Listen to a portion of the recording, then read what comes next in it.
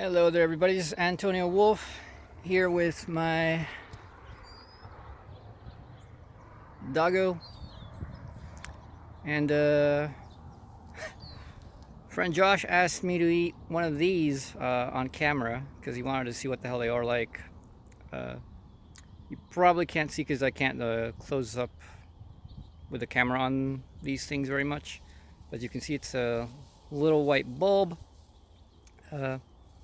on the bottom, and I mean literally you can just go and eat them like this.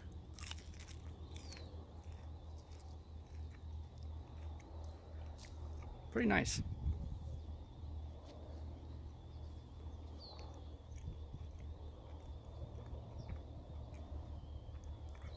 Once again, yeah, this thing doesn't do well with close-ups.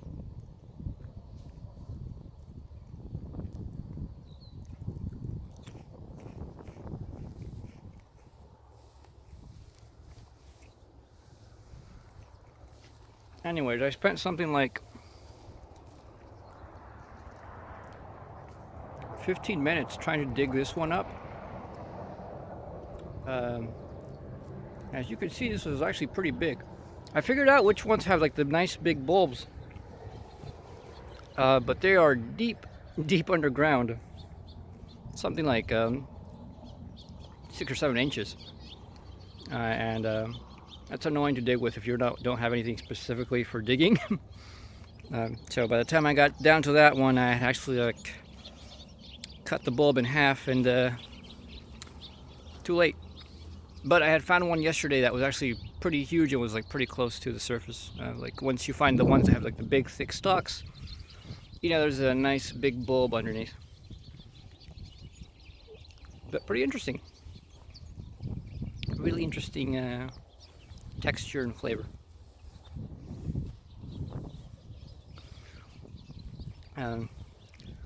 Anyways, I have this video that I've been meaning to write. Not write, I mean the whole article's being written a long time ago, but it's a lecture recording on what is the ideal in Hegel's absolute idealism. You know, why does he call it idealism? Isn't that a bit backwards nowadays? Do we really want to call things idealist? Do we really want to say the world's ideal? And the answer is, well, it really doesn't matter. It's just a term name. The connotations that we give it are mostly inconsequential. And I mean, part of it is that it's just a term name. You know, the connotations that you have for the ideal is inconsequential for what the ideal actually is.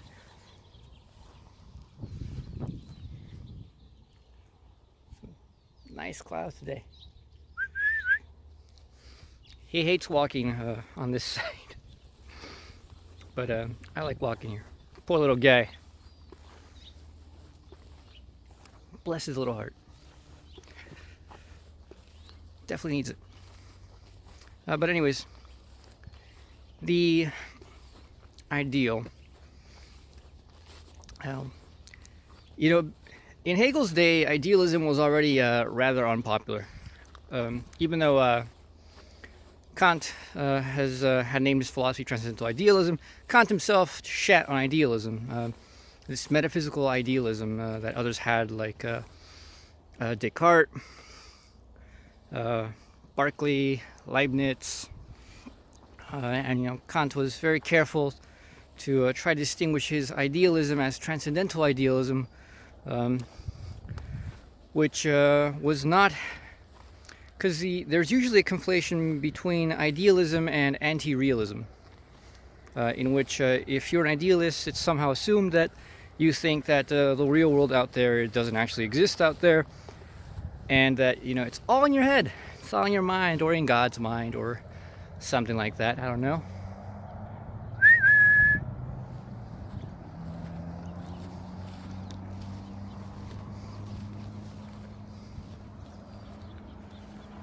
Sorry about that.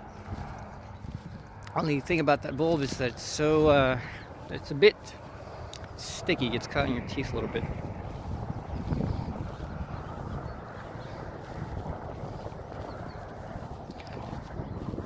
what is it going on about idealism? So usually it's conflated with anti-realism.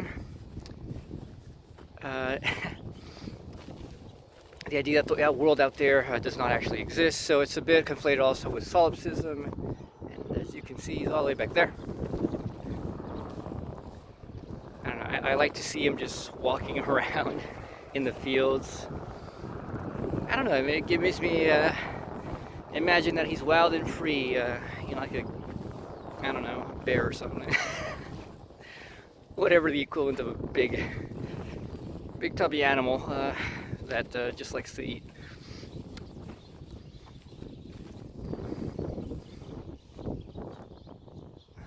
Can't see this.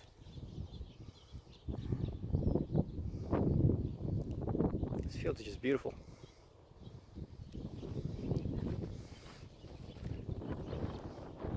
And actually, let me sit here. It's a really nice view for me. Might be a really nice view for you. Who knows? He's just walking around sniffing.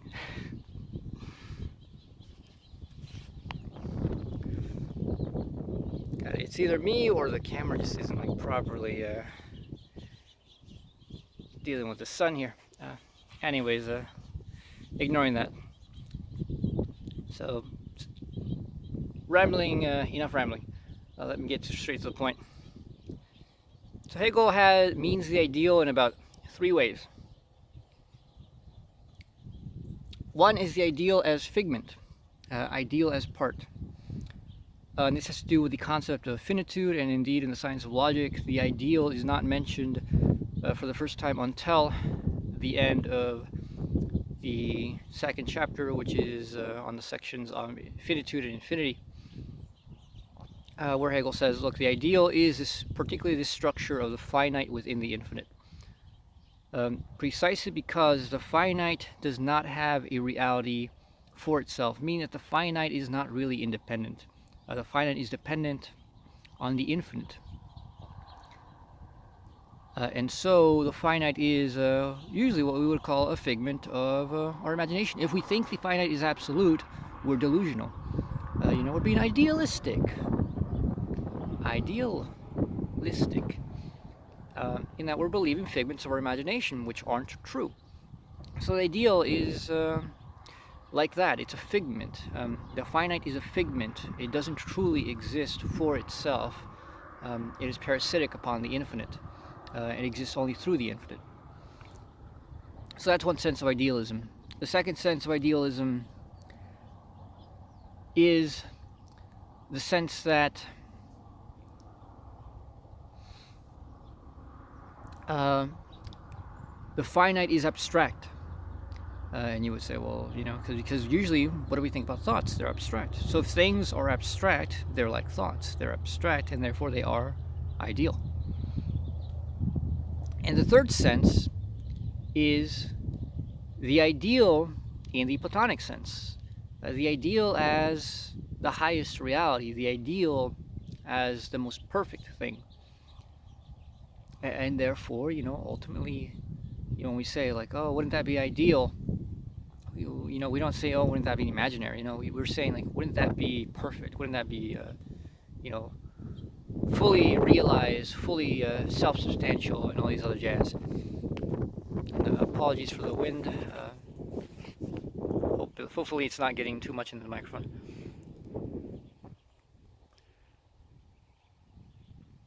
So those 3 senses of ideals. Ideal as figment, ideal as abstract, ideal as perfect and complete. So, you see these. These little flowers are ideal to this whole plant. They are ideal in the sense that without that plant, those flowers only exist in your imagination. And likewise, that plant is ideal in relation to, its ecosystem, because without that, it too does not exist. Without its conditions of existence, it does not exist. And the infinite is the condition of existence for the finite. So all things that are finite, that are taken as being truth for itself, the objective, real truth, that's a figment of our imagination. It's also abstraction in that we are taking things without detail. I mean, actually, God, this is one of the genius aspects of Hegel. Like, my God, a master of how to use language in a common sense and in a highly technical sense, and it makes sense almost perfectly in both senses. There's only a little bit of the common sense definitions which Hegel leaves out for most of the things that he uses. It's amazing. So, when we take the finite to be, if we take the flower here to be, just objectively existent for itself, we're mistaken. We're being abstract because, one, we've removed the necessary details of its conditions. Two, we have literally abstracted it. And, abstraction is not just vagueness. Like, abstraction is also originally in the Latin to take something away from a whole. To put it aside for itself on its own from whatever context it is. So, funny enough, I mean, I hadn't thought about it till today that maybe I had thought it before, but hasn't been in my mind very much, which is that, look at this guy. That little spot right there is just him laying down. He's just chilling. Just comes to the fields and decides, well, my dad's just sitting around, I suppose I should too. But anyways, how do you get vagueness? By removing things from a context. That's how you get lack of detail. Pretty interesting.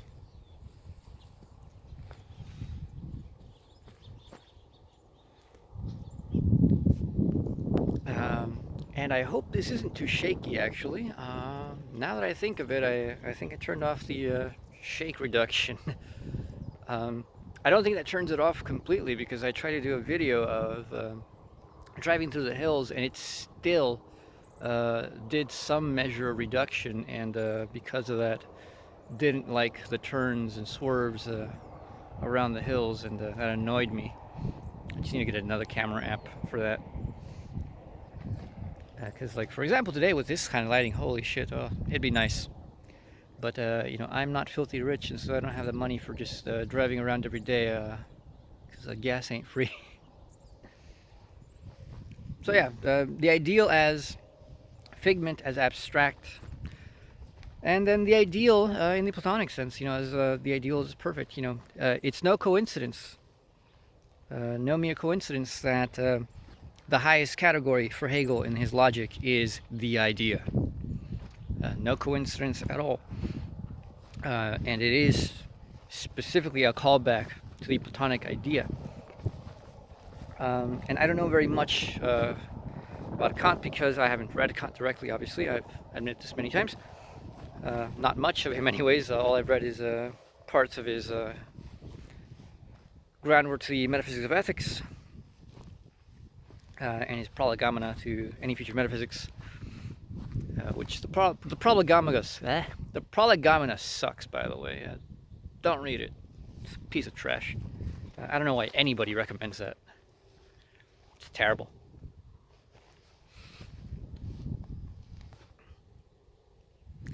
Look at him. Are you coming over here? Like, part of the reason he doesn't like walking around these places, because, like, depending on the weather and the time, like, the ground is soggy, and, poor little guy sinks in every once in a while. But anyways, according to Winfield, in his secondary literature on Hegel, he says that Kant also recognizes the true nature of the Platonic idea. And so the idea, the notion, the concept of the regulative ideal is not called a regulative ideal for no reason. Kant seems to think, according to Winfield, that the idea that if we could know the noumena, we would have the Platonic idea, what Plato hoped for and wished for with his philosophy. And so we would have the truth in and for itself, and the idea would be the unity of reason and the object itself, which is, according to Winfield, what the function of the idea in Plato is. Hegel doesn't say, oh, the idea is the unity of object and concept for no fucking reason. The ideas, according to Winfield and Plato, can be read rather easily as providing precisely that function in which they unite our reason with the empirical objects out there, and therefore the reason that we can know things out there is precisely because they share an ideal nature with our own minds. And so the idea is the ground of both of the objects and of our conceptual reasoning. And look at this guy. Oh, where is he? Can you see him? Or maybe he's behind me. God damn. Where are you? Where are you now? Yeah. He crossed the fence. He's a bad boy. I mean, it's not the first time he's crossed the fence. But usually he just sticks around, but he used to just stick very closely to me, but now he just, whenever we go somewhere that we've been to before, he just decides like, oh, well, we know where we're at. I can chill and go do other things. So he does. So yeah, the regulative ideal. The idea is the unity of concept and object. For that very reason, it's quite an homage, I would think. From Hegel to Plato, placing Plato definitely on top of having one of the deepest insights ever. That insight of how we could unify reason in the world as one through the idea is quite a big insight. If Hegel considered it worthy of taking the place of the highest name, or taking the place of the highest name for the highest category. So pretty neat. I mean, it just shows you how big Plato was. It's amazing. Winfield, in his book, I think, Modernity and Freedom, I think, goes through a sort of a gauntlet from Plato, Aristotle, then Kant, and then Hegel. And with Plato and Aristotle, it sort of strikes you that in that reading, it's as if Plato and Aristotle got this close to solving everything from the get-go.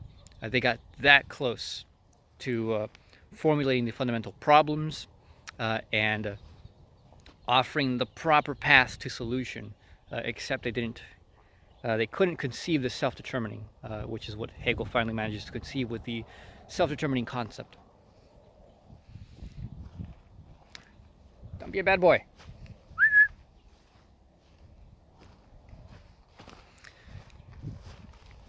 But so anyways, the whole idealism stuff, so it makes sense.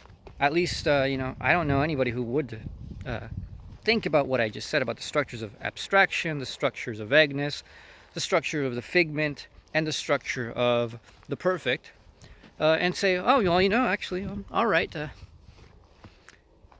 that doesn't make sense. Well, no, it makes sense. It makes perfect sense if you take the structures and you get rid of your initial misapprehensions towards this thing. And look at this crap.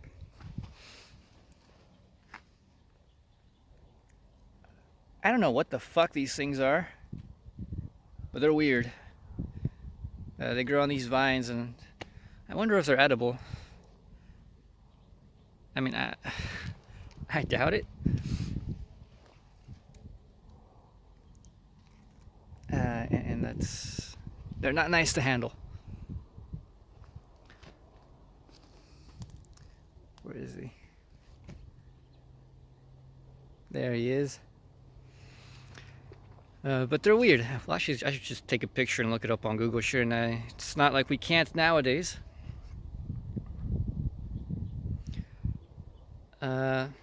So Hegel's terminus philosophy is the absolute idealism is perfect. Makes sense internally, makes sense in common sense too. But of course, we have these. We just don't like idealism nowadays, and so Hegel actually realized this near the end of his days, and he wondered if he shouldn't have called it something else, because he realized that despite it being technically true and intelligibly so, and reasonable to call it absolute idealism, he realized that most everybody would look at that name for a philosophy and go, "Oh, I don't want that," and just not bother with it. And so he thought, maybe he should have called it realism or something, because so many people just look at idealism and immediately scoff at that and look away, rather than give it a chance, which is what you would do if you were a proper philosopher who cared about truth. But that's history. So it sucks, but that's the way it goes. I mean, it's like we all do it. It's like me. I read something about ontic structural realism or something. I'm like, why would I want to read that? Or like a new theory of materialism. Well, why would I want to read that? So maybe not a good idea. And it's not, for example, that we can't change it. We can. Winfield, for example, decides that he doesn't like certain terms that Hegel chooses for his concepts, and so he just decides to change it. For example, with spirit, he decides to talk about, instead of soul, he says, oh, well, that's really what we now call the psyche, and that's fine. And then for mind, or rather for conceptual mind, he says, well, that's not what we now call the intellect. Or for spirit, he says, that's what we now call the intellect, and so he changes it to that. And there's nothing wrong with that. I mean, frankly, I've kind of had the Hegelian terms grow on me, so I quite like them nowadays. I think there's something nice about the fact that they have tinges of the spiritual, tinges of the religious, tinges of the esoteric, tinges of the commonsensical, tinges of the intellectual heritage of philosophy as a whole in the grand scale. And that with just a little bit of proper perspective, anybody can appreciate those and go, yeah, well, right. But I can understand that most people, or rather a lot of people, I wouldn't know that most people, but certainly a lot of people would just look at that kind of stuff and just not want it one bit. People who have bitter memories about religion or a distaste for anything weird. But that's fine. If one wishes to change it, one can, and that's sort of the beauty of Hegelianism, that Hegelianism is always changeable, because it's all about the structures, it's not really about the names. The names are sort of are really there for the ease of our own comprehension in time and space. That if things confuse us because of the name, let's just change the name, fine. We don't have to. If it's easier or better for the philosophy to be known by something else, then it can and perhaps it should. Hegelianism is something that should be updated for every era, unlike every other.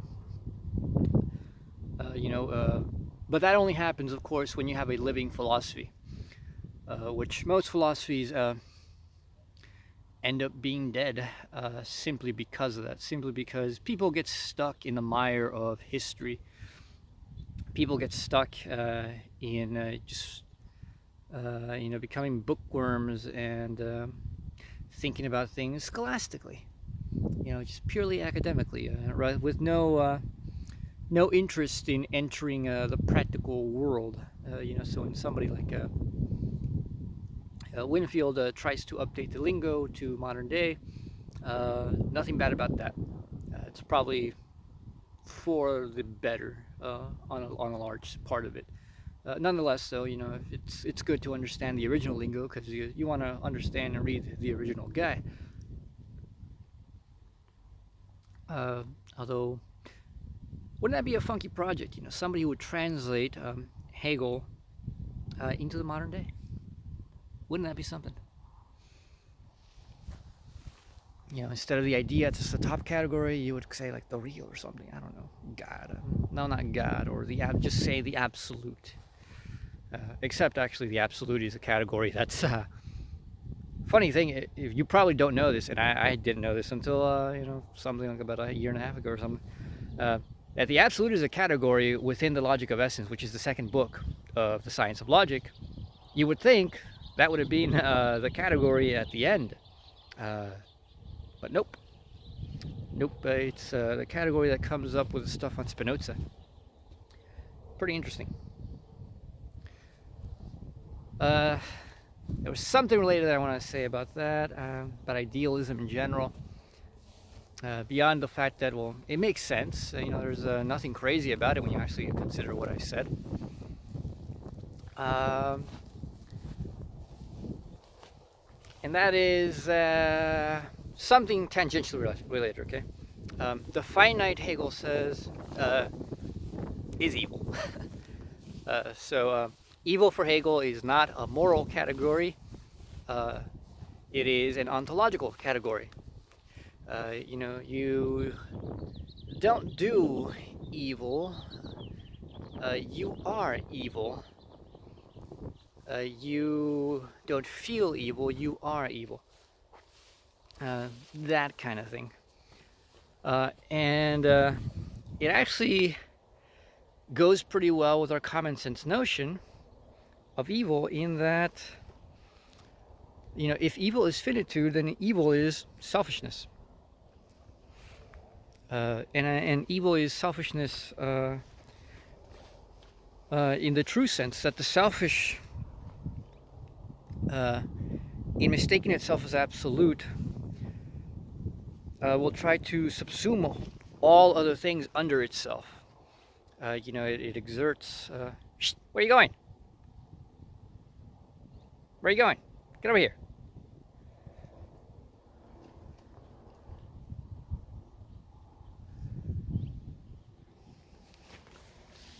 I don't know what he's doing. Where was I going? Yes, the evil tries to subsume all other things under itself. And with that, that qualifies perfectly well the structure of evil actions as well. That evil people have a will to finitude. They want to subsume things to themselves. They are selfish. Everything is for their own sake and for nothing else. And then this also nicely segues into esoteric notions of hell, which have nothing to do with an actual place, but rather with a state of being and a state of mind. Hell, in this sense, evil is hell. Because if you're somebody evil, or you're something evil, and you really believe that you, the individual, are the absolute,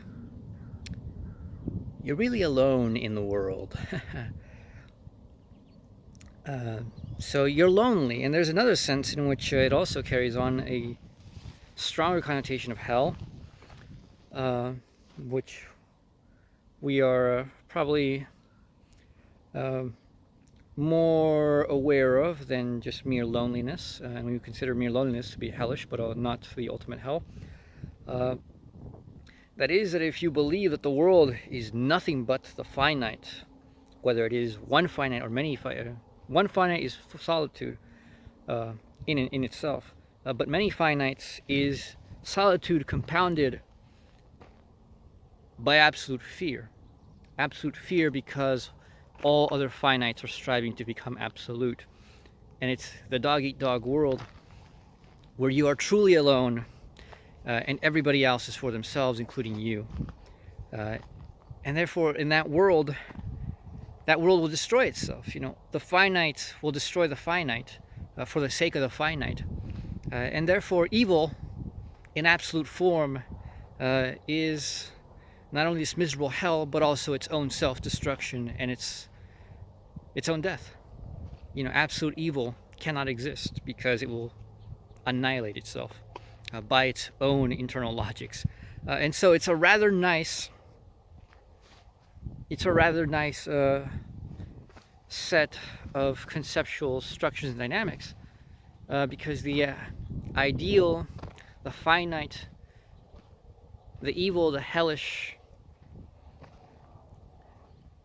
all properly fit together. You know, they are figments that cannot exist for themselves as absolutes. They are parasitic upon the infinite, the whole, the good of which they take part.